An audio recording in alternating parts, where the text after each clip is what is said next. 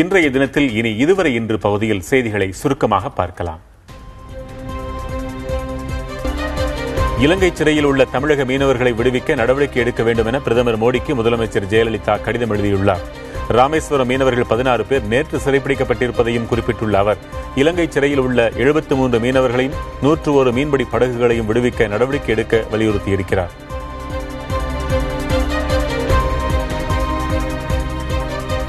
சமையல் எரிவாயு சிலிண்டருக்கான மானியம் பெற ஆதார் எண் கட்டாயம் என்பதை மத்திய அரசு அனுமதிக்கக்கூடாது என திமுக பொருளாளர் மு.க.ஸ்டாலின் வலியுறுத்தியுள்ளார். இது தொடர்பாக அவர் வெளியிட்டுள்ள அறிக்கையில், செப்டம்பர் மாதத்திற்குள் ஆதார் கார்டு விவரங்களை தர தவறினால் எரிவாயு மானியத்தை ரத்து செய்ய எண்ணெய் நிறுவனங்கள் முடிவு செய்திருப்பதாக வெளியான தகவல் அதிர்ச்சி அளிப்பதாக கூறியுள்ளார்.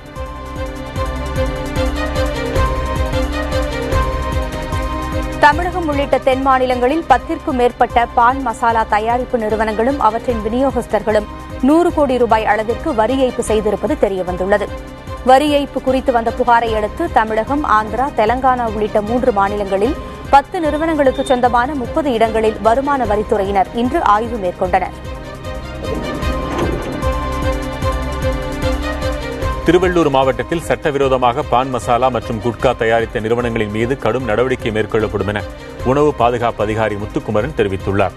செங்குன்றத்தில் செய்தியாளர்களை சந்தித்த அவர், வருமான வரித்துறையினரை தொடர்ந்து உணவு பாதுகாப்புத்துறை அதிகாரிகளும் சோதனையிடவிருப்பதாக கூறினார்.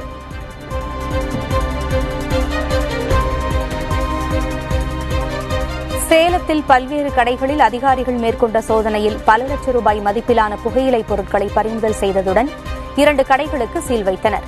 செவ்வாய்ப்பேட்டையில் மாவட்ட உணவு கலப்பட தடுப்புக் குழுவினர் கடைகளில் ஆய்வு மேற்கொண்டனர். 2 கடைகளை பூட்டிவிட்டு சென்றதால் அந்த கடைகளுக்கு அதிகாரிகள் சீல் வைத்தனர்.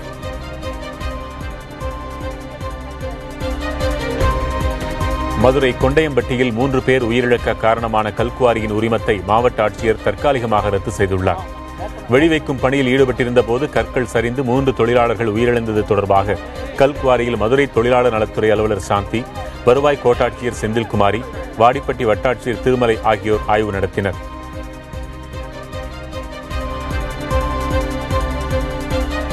விதிகளை பின்பற்றாத கல்குவாரிகளின் உரிமம் ரத்து செய்யப்படும் என மதுரை மாவட்ட ஆட்சியர் வீரராகவராவ் தெரிவித்துள்ளார்.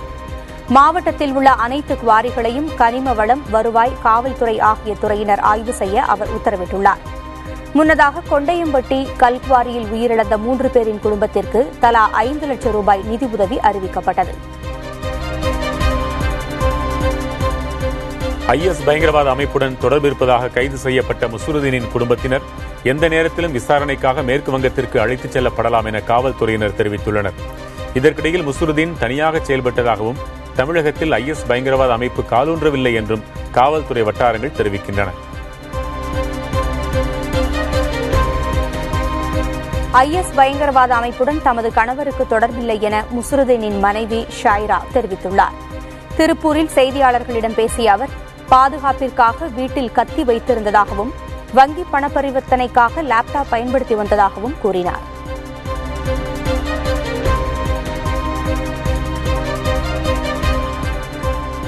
சென்னை உயர்நீதிமன்ற தலைமை நீதிபதி எஸ்.கே. கவுல் உச்சநீதிமன்ற நீதிபதியாக நியமிக்கப்படக்கூடும் என தகவல் வெளியாகியுள்ளது.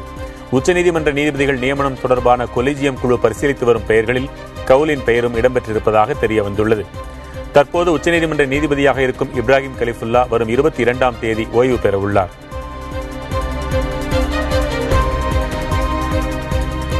ஸ்வாதி கொலை வழக்கில் நீதிமன்றத்தின் தலையீடு இல்லை என்றால் உண்மையான குற்றவாளியை காவல்துறை கண்டுபிடித்துவிடும் என ராம்குமார் தரப்பு வழக்கறிஞர் ராம்ராஜ் தெரிவித்துள்ளார்.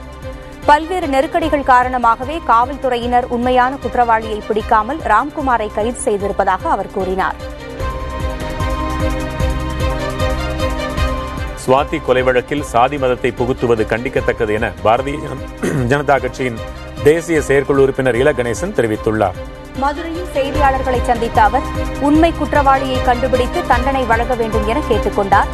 குற்றங்களை தடுக்க கடுமையான கண்காணிப்பை காவல்துறை மேற்கொள்ள இல கணேசன் வலியுறுத்தினார்.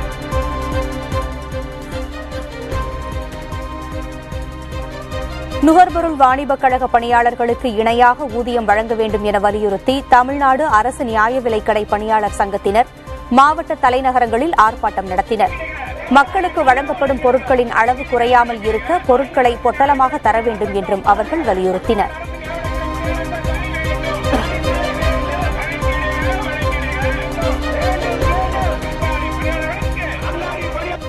சென்னை எழும்பூர் அரசு பள்ளியில் ரசாயன மணல் பொங்கி வந்த இடத்தில் துளை அடைக்கப்பட்டது. எழும்பூர் அரசு பள்ளியில் கடந்த 5ஆம் தேதி இரவு கழிவறையிலிருந்து மணல் வெளியேறியது.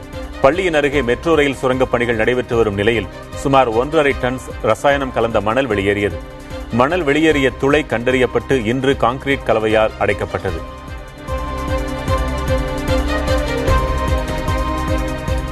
உள்ளாட்சி தேர்தலில் கூட்டணி அமைந்தால் அதனை பாரதிய ஜனதா கட்சி புறக்கணிக்காது என அக்கட்சியின் மாநில தலைவர் தமிழிசை சவுந்தரராஜன் தெரிவித்துள்ளார்.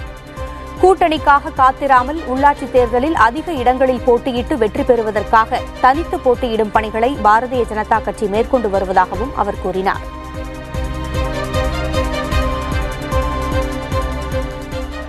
நான்கு கட்சிகள் சேர்ந்த மக்கள் நல கூட்டணி இணைந்தே உள்ளாட்சி தேர்தலை சந்திக்கும் என அதன் ஒருங்கிணைப்பாளர் வைகோ தெரிவித்துள்ளார்.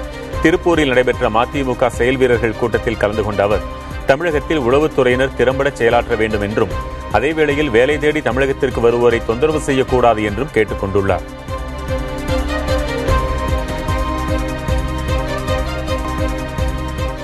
கோச்சடையான் பட விவகாரம் தொடர்பாக லதா ரஜினிகாந்த் 4 வாரங்களுக்குள் பதிலளிக்க வேண்டும் என உச்சநீதிமன்றம் உத்தரவிட்டுள்ளது.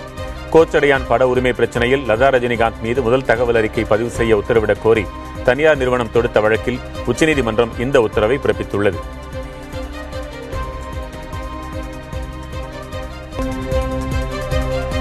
பால் உற்பத்தியாளர்கள் கொண்டுவரும் பால் முழுவதையும் கொள்முதல் செய்ய வேண்டும் என்பது உள்ளிட்ட கோரிக்கைகளை வலியுறுத்தி தஞ்சையில் ஆவி நிறுவனத்தை முற்றுகையிட்டு விவசாயிகள் ஆர்ப்பாட்டம் நடத்தினர். கறவை மாடுகளுக்கு கருப்பு துணி கட்டியும் பால் கலனுடனும் விவசாயிகள் இந்த போராட்டத்தில் ஈடுபட்டனர்.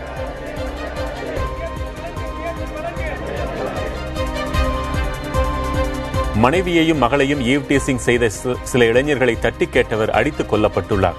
கேரள மாநிலத்தில் திருச்சூருக்கு அருகே பாலூர் என்ற இடத்தில் இந்த அவலம் அரங்கேறியுள்ளது. அடித்துக் கொல்லப்பட்டவர் வரநாடு ரமேஷ் என்பது தெரியவந்துள்ளது. ரமேஷை கொன்ற இளைஞர்களை காவல்துறையினர் தேடி வருகின்றனர். தங்கத்தின் விலை சவரனுக்கு 184 ரூபாய் குறைந்துள்ளது. சென்னையில் மாலை நிலவரப்படி 22 கேரட் ஆபரண தங்கம் 1 கிராம் 23 ரூபாய் இறங்கி 2949 ரூபாயாக இருக்கிறது. சவரனுக்கு 184 ரூபாய் குறைந்து 23,592 ரூபாய்க்கு விற்கப்படுகிறது. வெள்ளி கிராமுக்கு 1 ரூபாய் 60 காசு குறைந்து 51 ரூபாய் 10 காசாக இருக்கிறது. வாரத்தின் கடைசி நாளான இன்று பங்குச் சந்தைகள் சரிவுடன் வர்த்தகத்தை நிறைவு செய்தன. சென்செக்ஸ் 74 புள்ளிகள் சரிந்து 27,126 புள்ளிகளில் நிறைவடைந்தது. நிப்டி 14 புள்ளிகள் குறைந்து 8,323 புள்ளிகளில் முடிந்தது. அமெரிக்க வேலைவாய்ப்பு நிலவர தகவல் வெளியாவதால் முதலீட்டாளர்கள் எச்சரிக்கையுடன் செயல்பட்டதே சரிவிற்கு காரணமானது.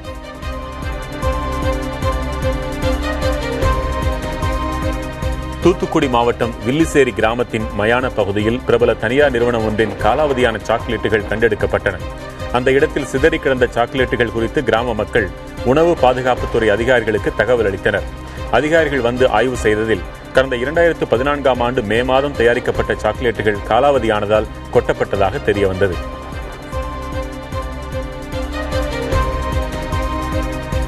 கன்னியாகுமரி மாவட்டம் குளித்துறையில் வீடு புகுந்து மூதாட்டி மற்றும் பேத்தியை தாக்கி கொள்ளையர்கள் திருட முயன்றனர்.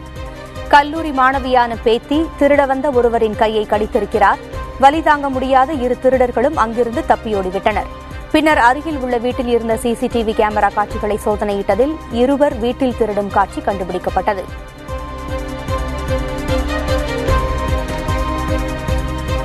முக்கிய மசோதாக்கள் மீது எதிர்க்கட்சிகளின் நம்பிக்கையை பெற பிரதமர் நேரடியாக பேச்சு நடத்த வேண்டும் என காங்கிரஸ் பொதுச் செயலர் திக்விஜய் சிங் கூறியுள்ளார். இந்த நடைமுறை அமெரிக்காவில் இருப்பதாக கூறிய அவர் சரக்கு மற்றும் சேவை வரி விவகாரத்தில் அரசியல் கட்சிகள் கொண்டிருக்கும் மாற்றுக் கருத்துக்கள் குறித்தும் பிரதமர் நேரடியாக பேச்சு நடத்த வேண்டும் என்றும் அவர் தெரிவித்தார்.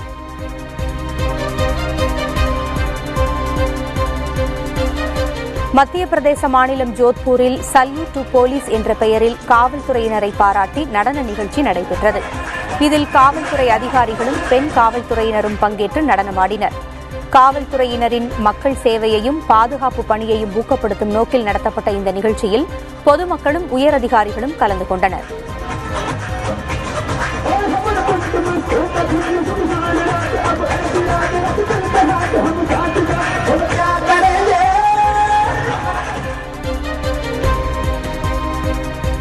மத்திய பிரதேசத்தில் காட்டாற்று வெள்ளத்தில் சிக்கி தவித்தவர்கள் ஹெலிகாப்டர் உதவியுடன் மீட்கப்பட்டனர். தொடர் மழை காரணமாக மத்திய பிரதேச மாநிலத்தின் முக்கிய ஆறுகளில் வெள்ளப்பெருக்கு ஏற்பட்டுள்ளது. ரிவா பகுதியில் திடீரென ஏற்பட்ட வெள்ளப்பெருக்கில் 10க்கும் மேற்பட்டோர் அடித்துச் செல்லப்பட்டனர். மரங்களில் ஏறி தவித்துக் கொண்டிருந்த அவர்கள் ஹெலிகாப்டர் மூலமாக மீட்கப்பட்டனர்.